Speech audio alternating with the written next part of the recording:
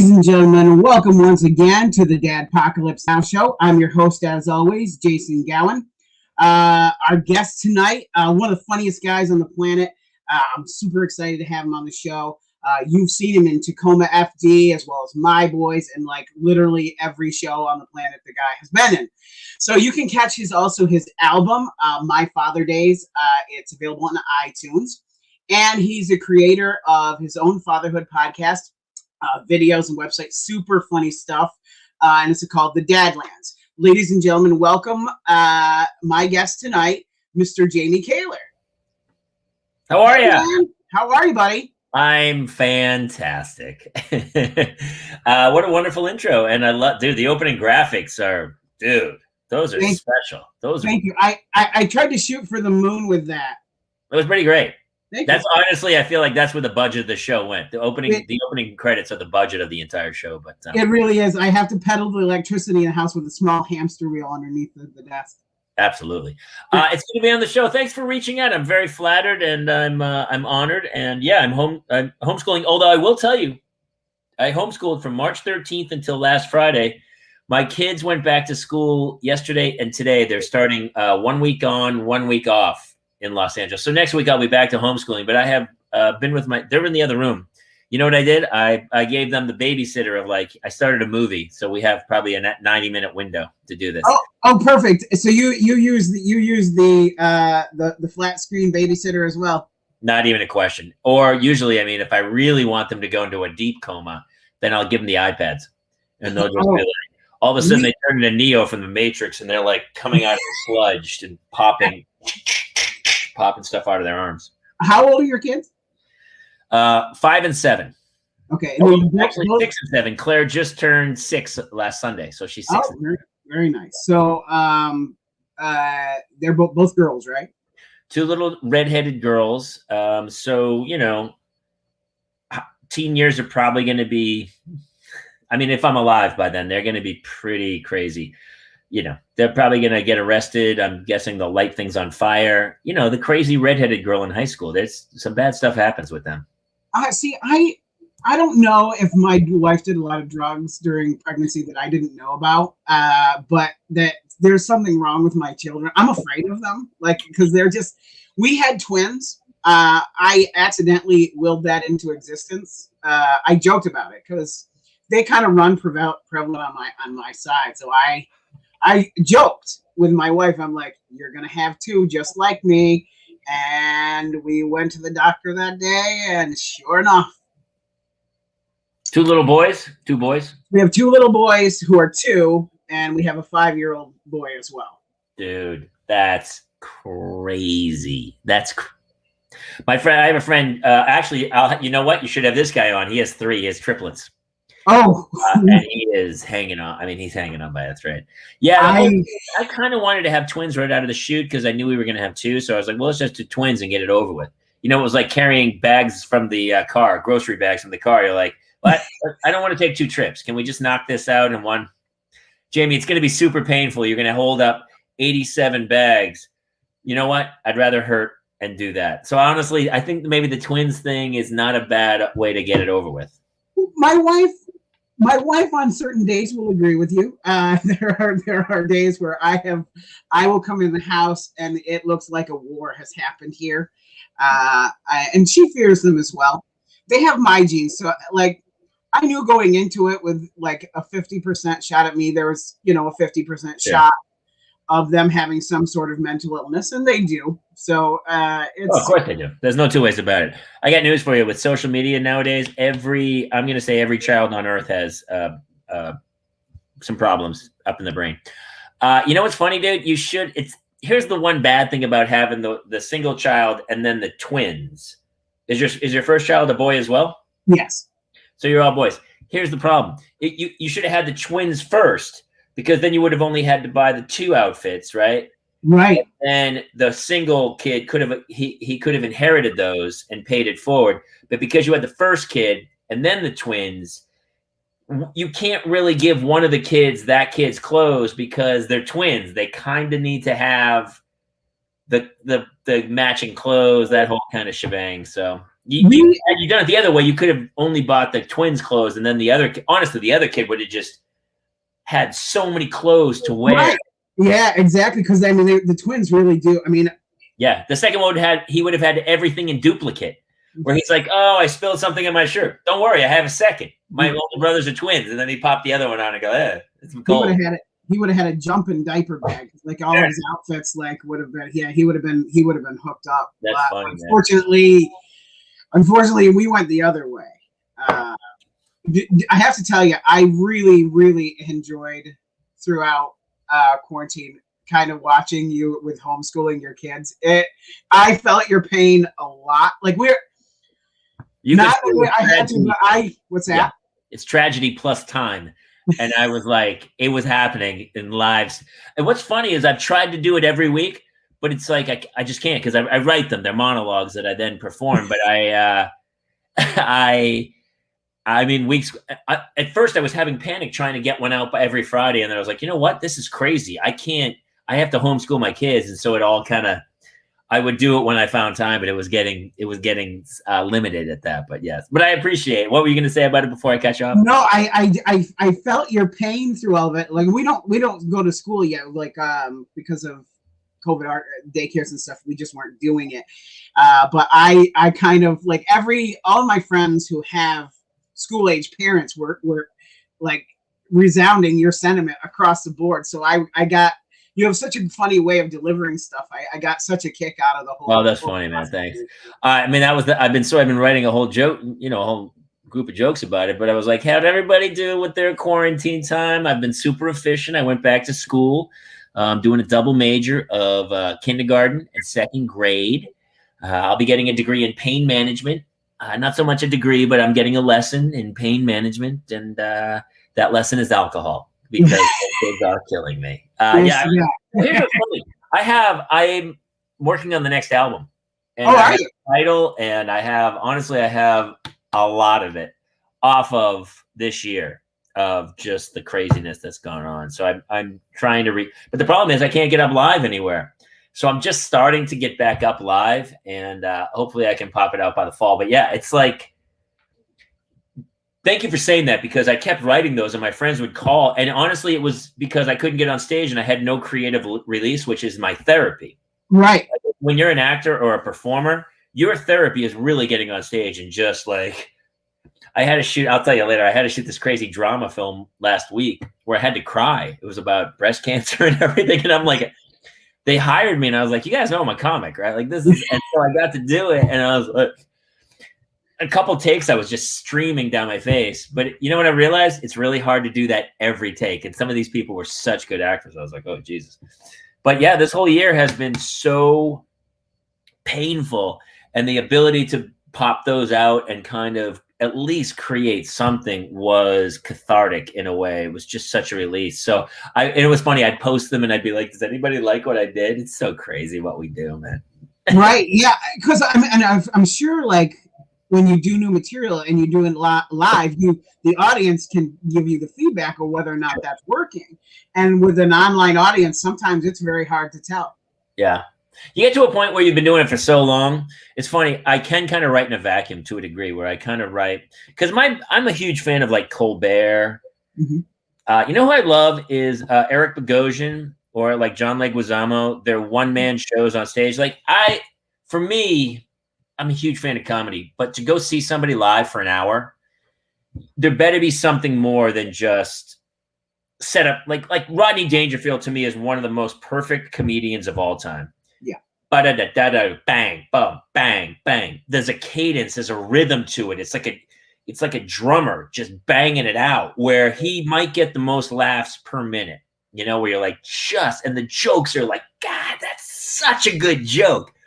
But to watch him for an hour is, I don't know, I've never seen him for longer than like 8 minutes on The Tonight Show. And you're like, I can't take anymore. But for an hour, I like people who tell a story. And so I've always kind of incorporated a through line of stuff. Not that people who just tell pure jokes, you watch their specials, it's great, it's just release. But for me, like to watch Eric Bogosian do Sex, Drugs, and Rock and Roll, or John Leguizamo, or these one-man shows that are just, it's almost stand-up, but it's not. It's more of a performance piece. But it's like old school storytelling to some degree. You know, Billy Connolly's like that. Billy Connolly has a lot of that. Mike Birbiglia, great, tells stories. When I'm involved for an hour, I want a story behind the jokes. And so I love that you talk about those monologues, because those monologues are like, one of them is literally 5 minutes of me telling the story of my daughter losing her headphones. We searched for an hour looking for her headphones. So, and I wrote this big, long story about it. And then I do when I write my own voice. So I was going to just post it as a thing, but I was like, you know what? It's definitely in my cadence. So I would do that. And it's really just a storytelling technique. And I kind of like it because it's kind of a morph of stand-up and like storytelling, like a play. I love plays. You know what I miss? I miss most? I miss plays, man. I miss going to the theater. We've been playing Hamilton. My kids, my 7 and 5-year-old kid, are like losing. They're like, not gonna throw away my shot at like 6 a.m. as we're getting ready for school. I'm like, yeah. Oh, that's funny. So you tell us about your original album. My original album's up on iTunes, and it plays on Sirius and Pandora a lot. It's called Happy Father Daze. And you know what's funny? I had never recorded an album. I'd been doing stand-up. I was New Faces maybe 20 years ago. But because I got work acting, I kind of stopped hitting the road. And so I never really took all my material over the years. I kind of got up really as a form of therapy and just to perform. And when you do stand-up and you get good at it, you can walk into audition rooms and just destroy the room because you are bulletproof. Because I was talking to a friend today. He was reminding me of the time I played a youth hostel, the time I did a stand-up show at a bowling alley. I did a show at a laundromat. I did AA meetings. I mean, the German youth hostel, nobody spoke English. I bombed. I mean, just bombed. I can imagine that would be tough. Yeah, you walk into an audition after that, and you're like bulletproof. So I would do all that all the time. Yeah, so it's funny. Yeah. So, and then you've got a new album you're gonna kind of put together. Yeah. So the old album was it was basically, I had taken 20 years of stand up and a bunch of new stuff. So the first half of the album was like, I'm the single guy, because I got married really late 40s. I got married and had kids. My first kid was at 49. My second kid was 50. So I'm any dads out there who are like, hey, it's too late for me. Apparently it's not. So the first half was like my drunken single days. And then the second half of the album is like, oh, I have kids. Life has come a different measure. So because of that kind of took the place of that era of my life. And so this new one is almost the whole last 18 months, I would say, of life, of like, all of a sudden they're not babies anymore. Like they're going to school. I'm doing math homework. I just ran my spelling words with my daughter, and to sit and go, she spelled favorite. So she's been writing sentences and she wrote favorite, Favrite. And I was like, honestly, that's exactly how this word should be spelled. And it's so funny to then sit and go, it's favorite. And she's like, why does it that way? And I go, it's based on whatever the origin of the word is. And it's Latin or whatever it is. And you're like, all of a sudden I'm explaining why a word is written a certain way as I try to explain to her how to spell the word. So not only are a comic, but you're apparently learned to be a teacher during all of this. Oh, I have my teaching certification. You didn't know that? I just got it. I didn't see that.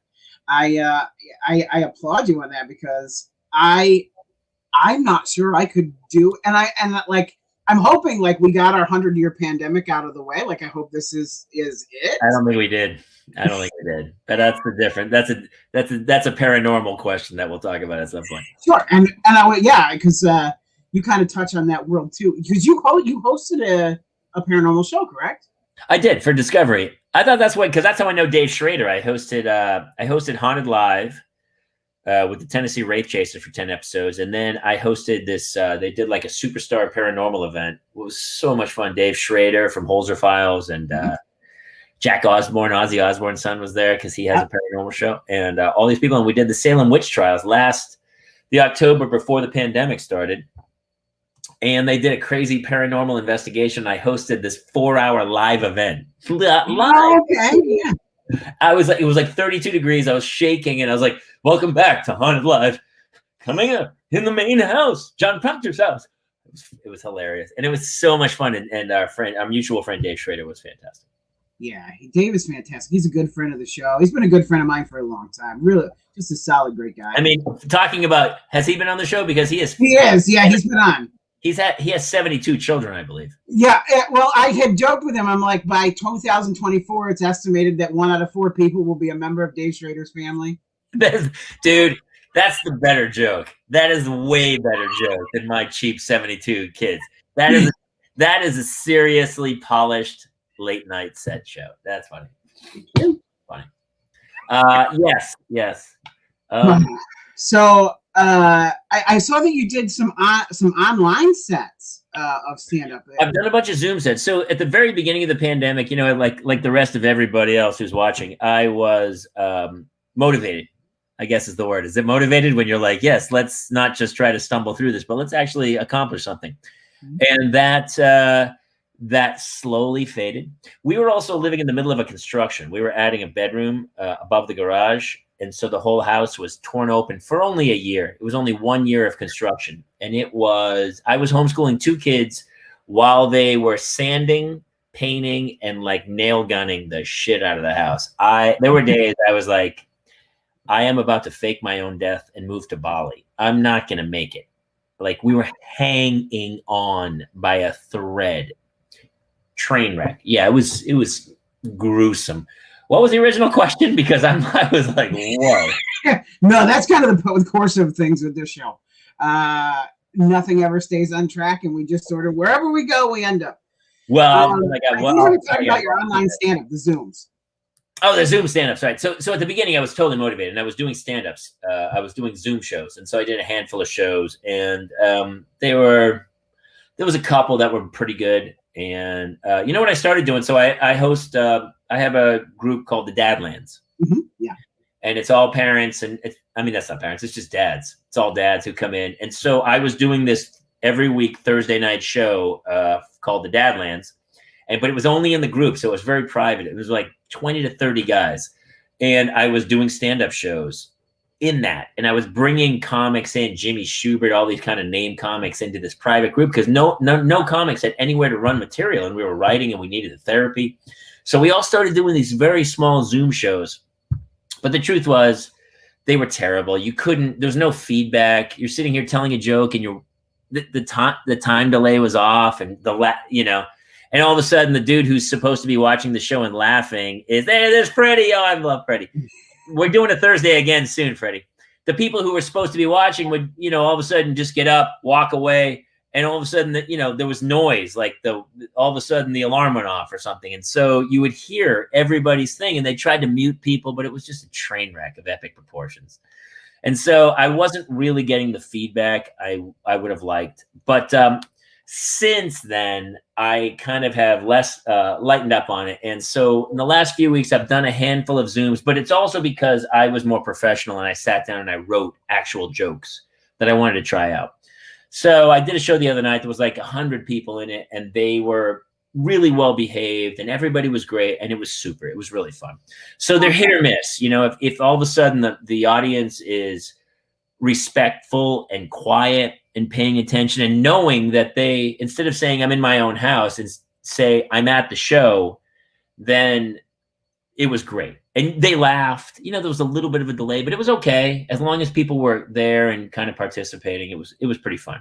So I've done a handful, but I've also started some live shows. So it feels like there's light at the end of the tunnel. All right, so you're in LA? I'm in Los Angeles, yeah. Okay, so things are starting to open, back up. Well, Gavin Newsom, he went to French Laundry, so apparently everything's, I don't know if you saw it.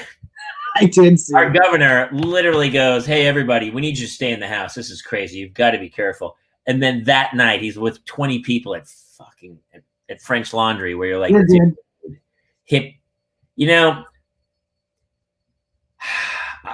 we're all like, we're losing our minds. I was fine. I want to be a team player. I want to help people out. I don't think it's going to kill me. I'm a pretty healthy cat.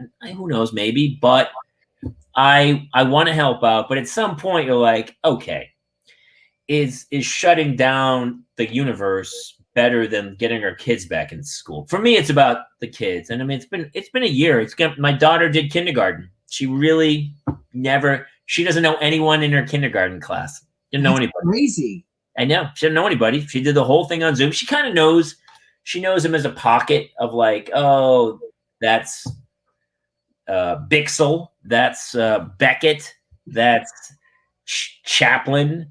That's Hydrolux. Like everybody, nobody has normal. There's no Toms, Bobs, and Bills anymore. It's Fandango. It's just, everyone's got a weird name. So she doesn't know really anybody. She knows 2 kids in her kindergarten class because there's no social aspect to it. So at some point you're like, especially when you're at French Laundry, dude, that's my thing about, and it's so funny. All right. You know what? I'm going to take a side topic here because absolutely go ahead. This is my problem with not just the right, the left, anybody. It's about politicians, about people in power, is the hypocrisy of it all, where we're trying to teach our kids, right, to be good people, to be empathetic, to follow the rules, to be good people. I mean, we're trying to teach kids to be good people. That's really it.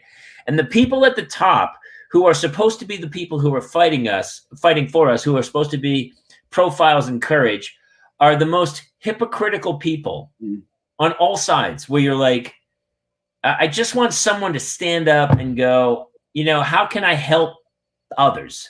And, it's like whether it's Cruz going to Cancun or Gavin Newsom on the left going to French Laundry. It used to be called public service back in the day. And now I feel like it's self-service. And it's making our jobs harder as parents to try to raise our kids, to get them to follow the rules. When nowadays you accuse anyone in political, the arena, to go like, hey, you did this. And they go, but what about them? They did that. And you're like, that's irrelevant. Yes, they probably did do that, but that's irrelevant. It's like when you get in trouble when you're a kid and you immediately blame a sibling. Right? It's so crazy to me, and we've lost our way because people are using this. And when somebody uses that and still gets to the highest level of success, you're like, well, maybe that is the right way to do it, as opposed to going, you know what? Bad on me. I feel bad for what I did. I should apologize, and I should. I don't know. So I'm sitting here trying to raise my kids, but eventually they're going to get to the point where they're going to see the world, and everybody, it's about negative social media. What it's a negative tweet gets way more likes, and so all of a sudden we're training our children to be negative so that they can get more followers, because more followers equates to more money. And so we are reinforcing negativity. Because if somebody's like, hey, positive, they don't get any likes. It's all negative. People, because that ires people and they respond. And the turmoil is what creates followers and users, and that equates into more money. Dude, Lori Loughlin, she does the whole thing. Her daughter's got this social media thing. The girl doesn't even want to go to college. The mother goes, you're going to school. We're paying $500,000. We're going to make you look like your road crew. And then you're going to go to USC. The kid's like, I really don't even care about USC. I'm already making millions. And the mother's like, no, you're doing this. And so all of a sudden they all get busted. She goes to jail for it. They shouldn't even have sent her to jail. You know what they should have done? They should have made her teach that kid college for 4 years. That should have been her punishment. Right. You're not getting off easy in jail, like jail camp for 2 months. You know what you're going to do? I want to see you teach advanced psychology to your daughter. I want to see you teach calculus or French 4. See if you can teach you to row crew. That's right. You know what? There's the joke. Teacher to road crew. That's funny. They go, you know what? We are going to let you into USC, but you seriously have to road crew. And like, can you imagine, like, if she tried to actually, because it's rigged. I mean, it's crazy, the training for that. They should have made her go through with it. It's crazy, man. I was really disappointed with that, Becky. I had friends who rode crew at BU. I went to Boston U, and you know what they did? They got up every morning and they went and rode crew at 6 a.m. I was like, I'm not rowing crew. Crew sounds horrible. They should have made her go, you're going to crew practice. That's actually really funny. I'm using that. You got it. It's yours. They should make her row crew. That's really funny. Yeah, I was really disappointed with Aunt Becky, and I blame her for the canceling of Fuller House. So, Yeah, she really brought us down on that one. while we're talking about Ted Cruz, does he look like the Count from Sesame Street to you? So much. What did Colbert called him last night? He said the dead, bloated corpse of the Notre Dame leprechaun. That's what he called him. And I was like, I actually applauded in my house. I was like, that's such a good joke. The problem is like anyone who's cool and who's like just a good guy who'd go, hey, you should actually run for office. Nobody's going to do it because it's such a shit job. It is. Who is actually of that caliber where they would want to take that on? The guy's like, dude, I can go be the CEO of some company. Why would I want to be the senator and just get beaten like a dog on a daily basis? It's a terrible job, man. No matter what you do, half of the people are going to hate you. Yeah, and then hypocritically do like the exact same things for the side. It's crazy. I got to a point during every quarantine because you wanted to pay attention to the news because you wanted to be as informed, but you have to go to 8 different news sources to try and get a whole picture because nobody gives you the news straightforward anymore. No, I know. Well, it's hard. I don't want to go into details about right and left. It's bullshit. No. It's but here's where it really affects us is raising our children, and that's what the whole thing is about. I talked to everyone. I was like, look, the goal here is to get through this journey with as little pain and as much joy as humanly possible. That's it, man. We're all in the same boat of what we're doing, and we're getting caught up in these nuances of bullshit. In fact, we have no say over all of it. It's money.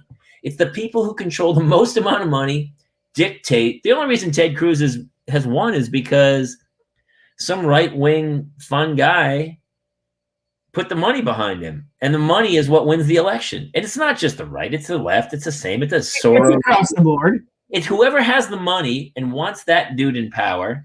That's how it works, man. It's a plutocracy. It's where money is king. So yeah, but the problem is, as raising kids, how do you give your kids some semblance of fair play and good and stuff when somebody who's people who are wherever who. If they are,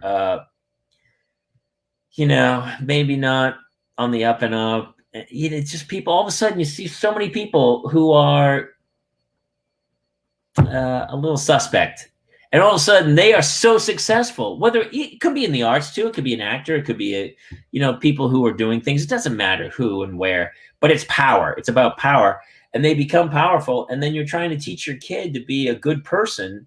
When a lot of times in society, the people who are the worst actually are the most successful. I don't know how the answer plays out. When I was growing up, I guess my dad worked a ton and mom kind of raised us, and mom was always kind of doing her thing. So I got basically raised by the TV dads of the 70s and 80s. So that was kind of my thing.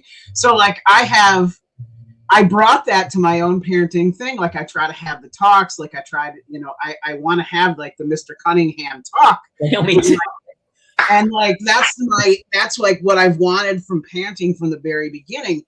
And so I try to make sure that the boy, our 2-year-olds don't get it yet, but our 5-year-old, if I just give him the lesson straight up, he doesn't get the 80s parenting thing. But if I tell him Spider-Man or Iron Man said these things or do these things, then that gets through to him. So I've been using Marvel movies to parent.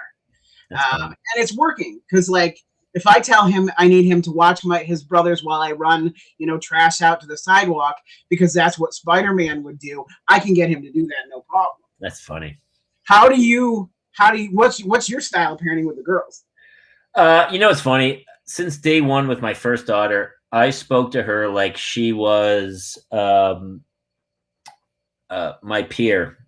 I never did baby talk ever. I was always like, oh, hey, I spoke to my own intelligence. And it's funny because she was her vocabulary was off the charts, out of the chute, right? And so I did the same with the second one, but she's crafty in a different way, but it's not her vocabulary. So it's so odd. You sit and you think and you go, you're doing something and they're doing something back. And you're like, in your brain, you're like, it's because of me, right? And it is somewhat, but you think it's a direct relationship of like, I did this, they did that. There are so many offshoot things where you're like, wait, what? Okay, so here's, you know how everyone nowadays says, I'm right. Like nobody back in the day used to be like, I think this, but honestly, I might be wrong. No one has said that in the last 15 years of like, I might be wrong. So I had the first one was really close with my wife. Hannah was so close with my wife. And so when the second one came, I was always like daddy's little girl. And so we had this weird bond and I always loved, I was like, the second one.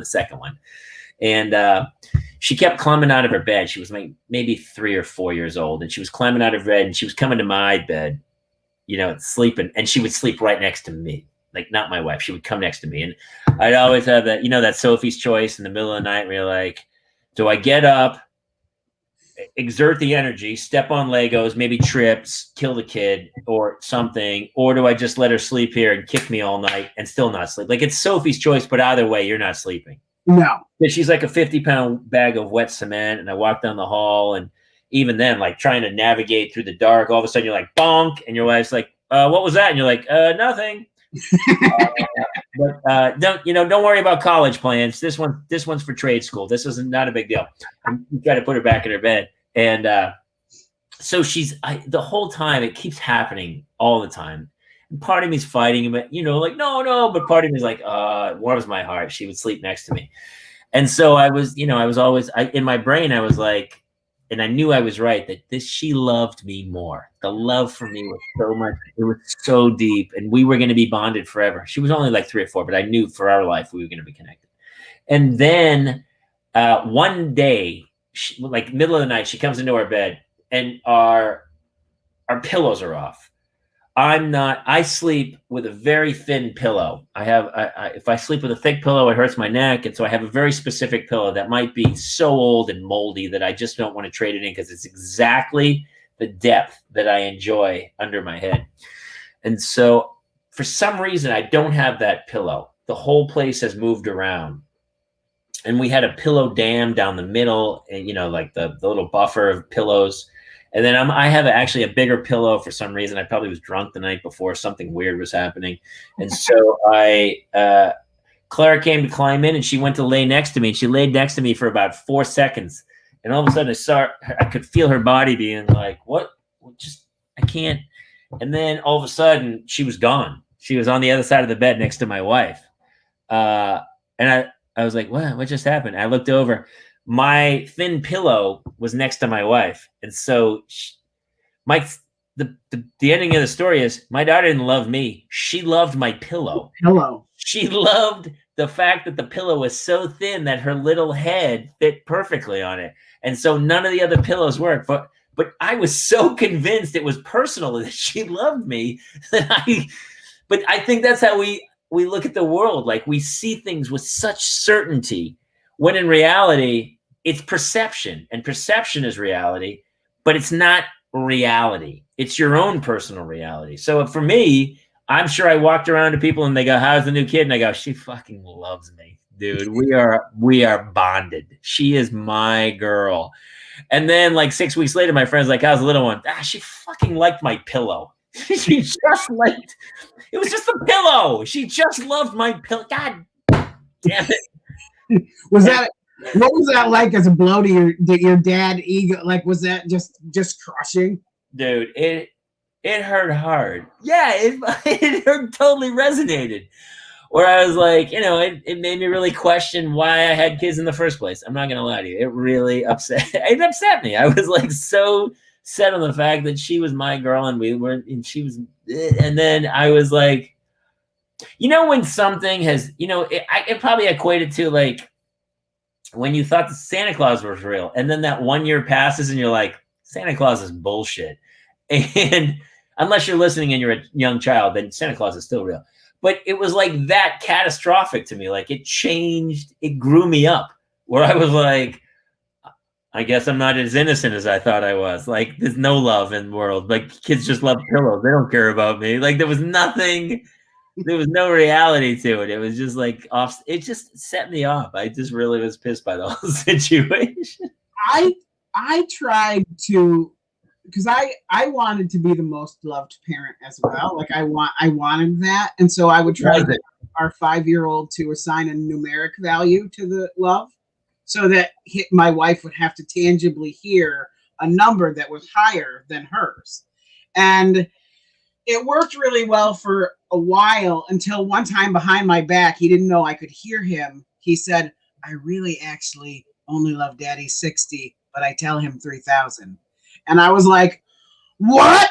You're hosing me behind my back? My kids have done the equivalent of that, where it's like, wait, what did you just say? And then you want to go, I changed your diaper for 2 years. You threw up in my mouth. You shit on me. I mean, this is crazy. What the? It's all payback, dude. My dad passed. He made it pretty far, but he was older when I was born, so I never really got it. He never met any of my kids, and I never got a chance to kind of share with him, fatherhood. And I mean, I've said it many times in my act. I was like, I wish I could go back and talk to my dad and go, I am so sorry. I'm so sorry. I can't even tell you. Let me start listing. I would just list, I'm sorry you had to do this. I'm so sorry I didn't just say, yeah, Dad, you're right. Why don't I do this? I couldn't go back though. There's nothing you can do, man. It's karma. And when kids they just don't get it. And you hope you live long enough that they do get it and come back to you, on your deathbed and be like, Dad, I'm so sorry. And you're like, oh, okay, I can die now. And you're like, and that's the end. Well, and from our perspective, you wish and you hope that you're going to, make it to an old age, and then you worry that these are the people who will eventually be deciding your care. And I said to my wife, and I looked at our 3 boys, and I'm like, we are in serious shit here, because none of these children will show us any empathy. I'm going to be put in the worst nursing home possible. They'll probably take care of their mother to some degree, but she'll be neglected. Well, they say that is one of the things about having girls versus boys. Did you want girls at all or no? We did, but the genetic cards did not roll that way. Well, I didn't get any boys. All I got was girls, man. Want to trade? Well, here's what's really weird. Guys, like every guy I taught, you want to trade? We should just swap one. That would be a really funny premise for a movie of like, we have 3 boys, he has 3 girls. Let's just switch one out. People always were like, I don't know why they would be, didn't you want boys? Like, it's such a dude thing of like, well, I gotta have boys so somebody carries on my name. Like that's the thing. And so it was so weird because, I mean, I had kids dude, I was 50. My kids were born when I was 50. When they finish college, I'm going to be in my 70s. I'm going to be really old. And so there's just this weird vibe to the whole thing. But I loved having girls for some reason. I don't know if it was because I was older, but they were like, all my friends would be like, didn't you want a boy? And I was like, no, not really. Boys suck. I'm a boy. And I honestly, no, I don't want any boys. And they were like, well, girls are going to be tough in their teens. And I was like, well, hopefully I'll be dead by then. But I don't know. So I don't know. I mean, they're tough. They're emotional. And they're very hormonal. But it's something about my 2 little gingers. I mean, honestly, even today, I was having a bad day. And Claire came over. And she was like screaming at me for something. I was like, Claire, can I just have a hug? And she came in and gave me the biggest hug. And I was like, I'm going to be okay. It's going to be okay. They kind of register that stuff though too, and I think they appreciate it when you talk to them at like on your level. You don't talk down to them. I try to be, and here's what's really funny. Like, oh my gosh, my brother's been going down the wormhole of my dad. Like, he's been putting together his history, my father's history, and my father was 43 when I was born, and this was in the 60s, right? And so I didn't really know him. By the time I was 7, he was 50. He sold cars. But he was a pilot in World War II. He was like the shit in high school. Like, I didn't know that guy. And he never talked about it. And so my brother just sent me he was like, my brother, who's 20 years older than me, he's like in his 70s, found a yearbook from my dad's year from his high school. So he bought it online and he got it home. And he's like, you're not going to believe this.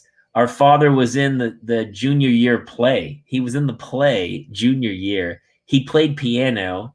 They had all these cartoons in the yearbook that my father had drawn. I never saw him draw in my entire life. I never saw him draw, not once. And they had high school cartoons of this guy who drew. But I think back in that era, like he was 21, my mom was 18. He was a pilot.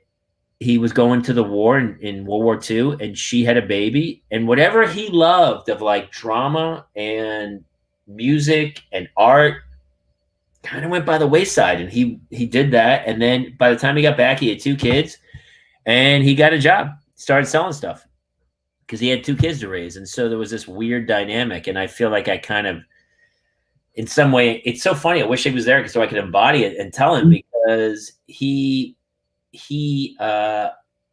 probably would have been like, oh my God, you're a comic and you're an actor. That's crazy. I used to do that when I was in high school, and it was never an opportunity for me. So I'm so amazed that my son got to go do these crazy things.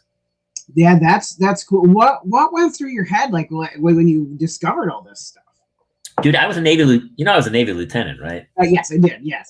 So I went to college. So out of high school, I got a ROTC scholarship. Luckily, my brother was an admiral. My father flew in World War II, he was a pilot. And then, so I kind of got this ROTC scholarship to go to college. So I took it to go to school to pay for it because I couldn't have gone otherwise.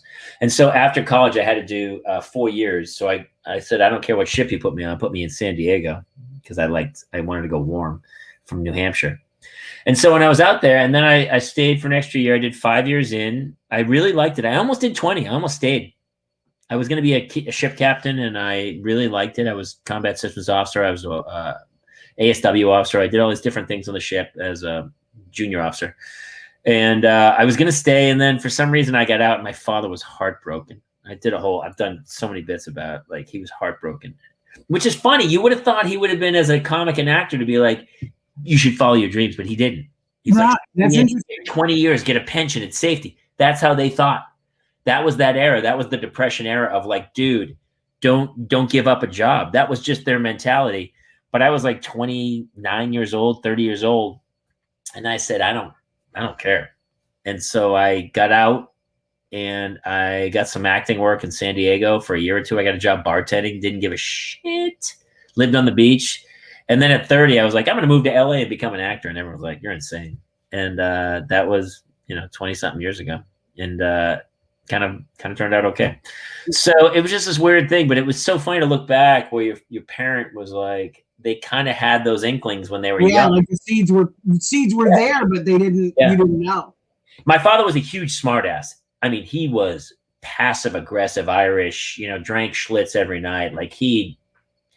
And for a guy who didn't go to college, he was a high school guy. He was sharp, like razor sharp. And so I've always had that tongue. Like I've always had that. It was a weapon. I had to learn how to use it because I could hurt people's feelings when I was younger. I'm in that same boat. Yeah, it's a bad weapon. And I talked to my oldest daughter is very similar to me, scathing. She can, and I said, it gets to a point where it's not funny anymore. And I wrote some big blog about comedy nowadays. And so for me, the whole thing about, I just watched Blazing Saddles the other night, which is the most racist comedy of all time. Yeah. But the people who are racist are the bad guys. Yes. And bad things happen to them. And the good guys are the people who stand up to the racists and don't. So there's this thing about with my daughter where I'm always like, hey, you have a sharp tongue, just like your father. You have to learn how to use it. Because I didn't realize until years later, I would talk to people and they said, you really hurt my feelings. And I was like, I'm so sorry. I got to laugh. But the problem is sometimes you get a laugh at somebody's expense. It's not great. So even in my albums and everything, all my jokes now are really self-deprecating. And so for me, for Hannah, I'm always about, the best jokes are the ones that you can laugh at what you did, but everybody goes, I did that too. And we're all in the same boat. And even though the joke's on you, it's really on all of us. And to me, that is really the best of the comedy stuff. So I agree. I agree with that. Well, people relate to that the most because they've all, like you said, they've all been in those shoes. Yeah. It's something like you said, I've also, I've had people years later said to me, you know, I know you made other people laugh, but some of the stuff you said was not terribly nice. And I had a, you know, I've got to be very careful with our oldest because unfortunately, he's inherited that gift as well. So it's something that, you know, as he gets older and he's about to head to school, and I'm assuming pandemic provided that he's going to get there. And I know that mouth is going to cause some parent-teacher conferences. That's funny. Well, like day one, you're like, hey, just want to let you know, here's my schedule because I know we're going to do some parent-teacher conferences. I'm free Friday afternoons. Wednesdays are bad. Just so, yeah, that's funny. I'm actually going to just open the door for the teacher to come on this show and talk about it so that everybody can see what it's like at our home. It's just it's a weird time to parent, man. You know, it's just, I talked to my friends about it, you know, between helicopter moms and everything. So, I mean, the whole thing's about social media and the fact that, you know, it used to be a village and you knew everyone in your daughter's circle. And now it's like kids are buying fentanyl on some dude on Snapchat. And you're like, what? Yeah. So they're connecting through these apps, right? And so you think, as a parent, you think it's just a sharing site, but there's backdoor things through these things where people are like connecting with real people who are either mailing them, or there's all kinds of black market commerce going through all these things. And so, and it's a real problem because, you know, as an older guy, I'm okay with computers, but you know, my daughter sometimes on the iPad is better than I am. So how do I, you know, try to police this app system to go like, hey, you know, I'm like, it's not going to happen. You're not going on any social media until you're in college. I don't know what to do. But the problem is, all of a sudden, my kids are only in second grade, but my friends whose kids are in like 7th and 8th grade, it's like, yeah, you can't stop it. They're all on Instagram or TikTok or whatever the next one is. And it's like, so all of a sudden, as a parent, you have to learn this new system. They're like, look, I just learned how to police Facebook, and Facebook's for old people. So now I've got a Periscope or what is this, Twitter or Instagram or TikTok, or what are we on again? You're like, all of a sudden, every 6 months, you're like, here's a new app. What's the new one? It's some chat. It's something club or something. Chat Clubhouse. Yeah. I've had 5 people invite me, and each time I'm like, I got it. So what's the premise? I chat with other people. Yeah. Like people come on and they give like little talks. I know it's being used a lot for like political activism, science. Oh, is it? I didn't go. I haven't joined. I didn't join it. I know about it. I haven't gone down. It's just not something I'm good with the ones I'm on. Like people seem to like seeing the pictures and videos of the kids and you know, they enjoy all of my shenanigans. Yeah. So like that's the stuff that I stick with. But like, and I didn't even realize this till not that long ago, but my oldest niece, she's 20, showed me that Snapchat has a feature which allows you to see where that person is. Like you can click on a map and it shows where they're at. Dude, people are hacking into nanny cams and talking to the kids and going, hey, are your parents home? In the room on the camera, they are talking to the kid to go like, hey, why don't you come unlock the front door and I have some candy for you. Like it's that.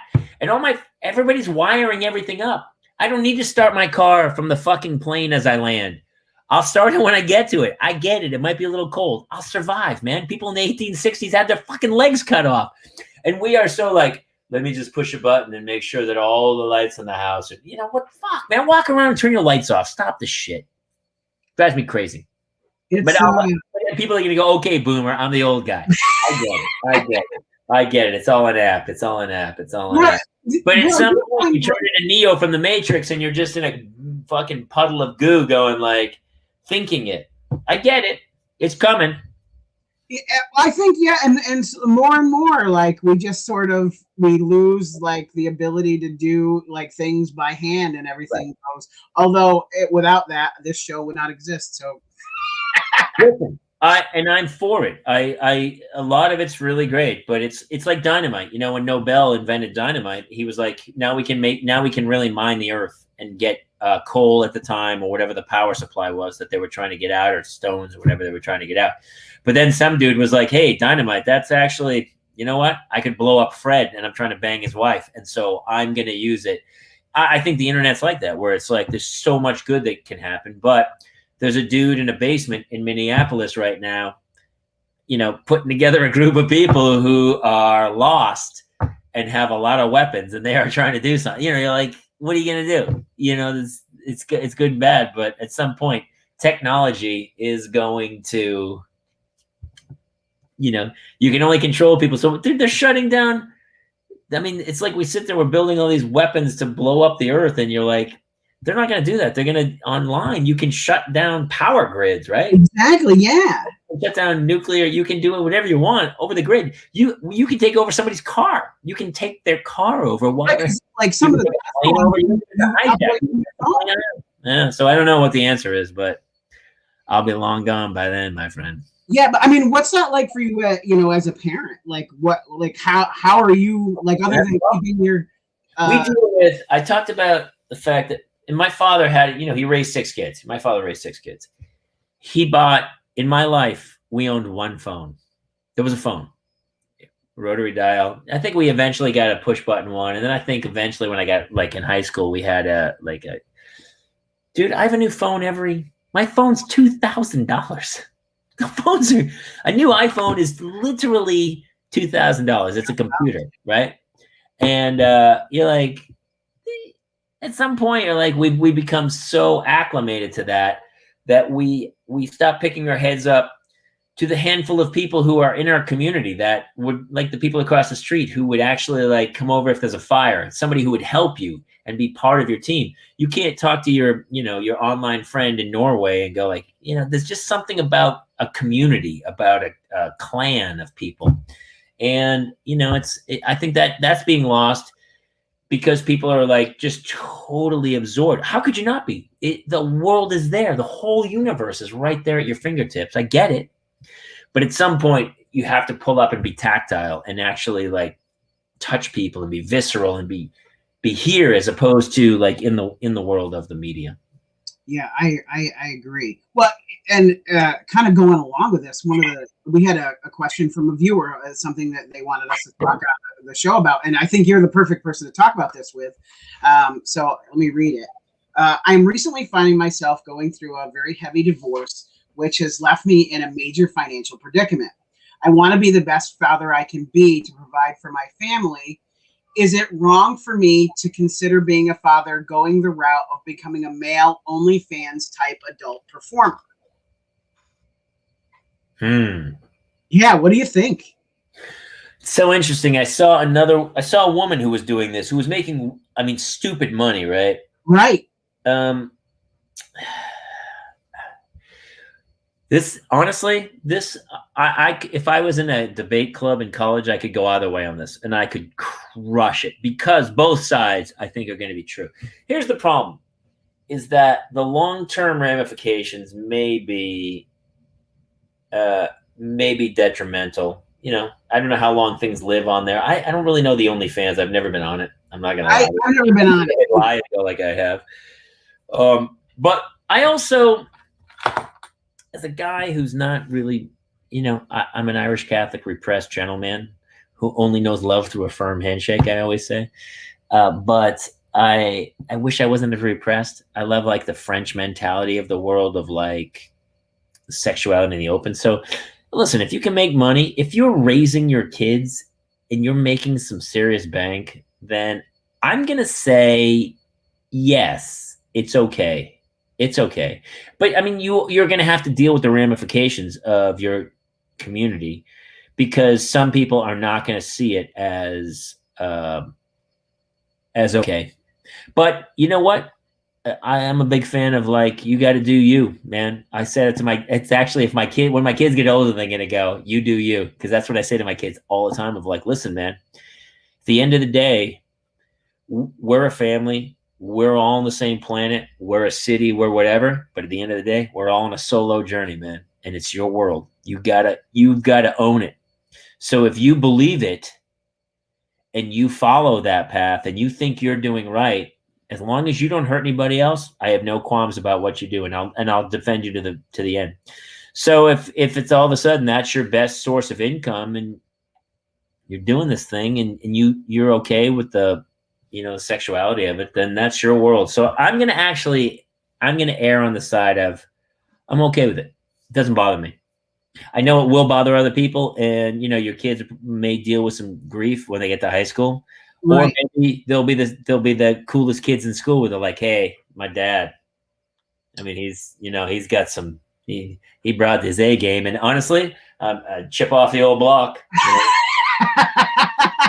The apple doesn't fall far from the tree. I don't know. How do you feel about it? I feel like I'm okay with it. I look, if the way I read it is that, he's in a financial, he used the word predicament. So that to me sounds like he's in a desperate place. And if you're in a desperate place, if that is something you're comfortable doing and it's going to help you get out of that situation, whether it be temporary or whatnot, you got to do what you got to do to make sure that, the lights stay on, there's heat, and your kids are okay. Let's go through history. How did the Kennedys make their money? Politics. What is it? Politics? No, how did they, where did Joe Kennedy, who was John F. Kennedy and Robert Kennedy's father, where did he make his money? I don't actually know. Oh, he ran rum. Oh, okay. He was a bootlegger during the Depression, and he made millions of dollars. And that became the Kennedys. How did Kim Kardashian start her career? Well, she made a tape. And her mother was smart enough to jump on it. And I used to give the Kardashians a ton of shit. And obviously, I don't want my kids. I feel sad that most of the country can name all the Kardashians, even Rob, but couldn't probably name a Supreme Court justice. That defends me to a degree. It is scary. But I get it. And I get what she did. And I get it I never wanted that. I have friends who are maybe not the funniest people on earth, but they're really good self-promoters, and they are very good schmoozers, and that's their game, and they're super good at it. So they've built a brand that makes money. And so at the end of the day, with these Instagram influencers or whoever, whatever it takes. Dude, Bella Thorne does OnlyFans, and she made millions. And I did. I was her teacher on Shake It Up when she was 14 years old. Right. Oh my gosh. What was that like for you? Zendaya. They were the nicest two girls you've ever met. They were 14-year-olds. I did a bunch of episodes. They could not have been nicer, sweeter, beautiful girls. Wonderful. The whole set was wonderful. People who ran it was great. And so to see her do OnlyFans stuff, you're like, they're smart, man. At this point, it's, people have crossed over. The genie's out of the bottle. It's like, if you can monetize what you're doing, and all of a sudden some of these people on that website are making millions of dollars. And if all of a sudden you can put your kids through private school and Ivy League schools because you did some OnlyFans, I'm all for it, man. Whatever you got to do to get through the day. As long as what you do doesn't hurt other people and you're not judgmental of other people, then whatever journey you're on, however you can support your family and raise your kids to be empathetic, good people, I'm for it. I feel like if there were a bigger call for guys built like Barney Rubble, I would give it a go. Dude, as a redhead, porn was not an option. There's not a lot of redheads, and there's no like the gingerbread man. That's not a name of a porn star. The color correction along with the camera lighting could have been done. Listen, I could have been Mr. Olympia. If I took my shirt off the beach, people would be like, dude, put your shirt back on. You're burning my eyes out. I'm like, I'm Mr. Olympia. They go, we don't care. You're hurting my retinas. Go stand in the shade. I get worried because I don't take my shirt off at the beach because with my stretch marks, it looks like a roadmap of upstate New York. So I just don't do it. It's not a good thing. Well, anyway, tell the audience, like, where can they find your stuff? Well, Jamie Kaler, Jamie Kaler, and I run a dad site called the Dadlands. It's a parenting site, mostly on Facebook, but we're around. We have Instagram and stuff, but mostly Facebook. That's where I post my videos too and stuff. The Dadlands, yeah, it's all parenting stuff, and we have a Dadlands group. It's like couple thousand guys or something in there, and we do shows and stuff. But yeah, lately I'm doing Tacoma FD. I just did a movie with Shannon Doherty and Kelly Hu called Breast Cancer Bucket List, which is coming on Lifetime. And then I'm doing The Loud House next week. And I did American Housewife in December. So I've been doing a bunch of acting, trying to get away. And then I'm starting to get upstage and do some stand up, and then have the new album come out. And also Discovery Plus right now is I had a show that I did for 4 seasons called America Facts versus Fiction. Mm-hmm. Great show about history, and that's on Discovery Plus. One of my shows I'm really proud of, and and so they kind of gave it this great place on the front page, and people are going down the rabbit hole. And it's a great premise because it's like, here's what you think you know about history, but here's how it really played out. That's what I originally knew you from. It's one of the favorite things I ever did. I mean, this guy Luke Ellis talked me into doing it, and I'm so proud of that show. It's one of the few things I'm seriously like, this is a good show. Actually, my daughter had her act of first contrition this weekend. We do a Catholic school thing, and she had to go do her first confessional with the priest. And I walked her up and I brought her up, and then the priest goes, "Hey, I've been watching America Facts versus Fiction." I was like, we're in with God. Here we go. Oh man, thank you so much for coming on. Dude, are you kidding me? Again, cathartic. We miss this as performers. We miss this moment. So thank you so much for having me. I'm flattered to be a part of the show. And I'm you come back anytime you got anything going on. You want to come back? Hit me up on Facebook or whatever. I love it, man. Thanks so much. All right, take care, buddy. Hey, what a great guest tonight. That was Jamie Kaler. Next week on the show, we have the original and iconic Eddie Munster from the Munsters. Butch Patrick is going to be joining the show. We would also love to have you guys following us on Instagram, which is at JayNDMelGowin.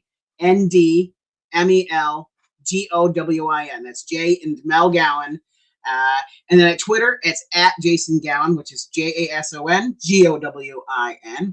And you can always find us streaming live here every Tuesday night, 9:30 Eastern time. For those of you who aren't currently watching this, but watch either the audio podcast, you can watch it live. It's a video podcast on www.facebook.com/DADPOCALYPSE, which is DADPOCALYPSE. Also, starting on Wednesdays, the audio version of this is available on iHeartMedia, iTunes, Spotify, and anywhere you get your podcasts. We'd also really love to hear from you guys. If you have questions, like tonight, we had a topic and questions from one of our viewers. If you have a question, email us at jason@dadpocalypse.com, or shoot us a Facebook message, whatever. We'd love to hear from you. And if you can, head on out to anywhere you watch podcasts, iTunes, iHeartMedia. Give us an honest review. Let us hear. We want to hear how we're doing. Want to hear what you guys want to see more of. All of that stuff. Anyway, thank you guys and have a great night. We'll see you next week.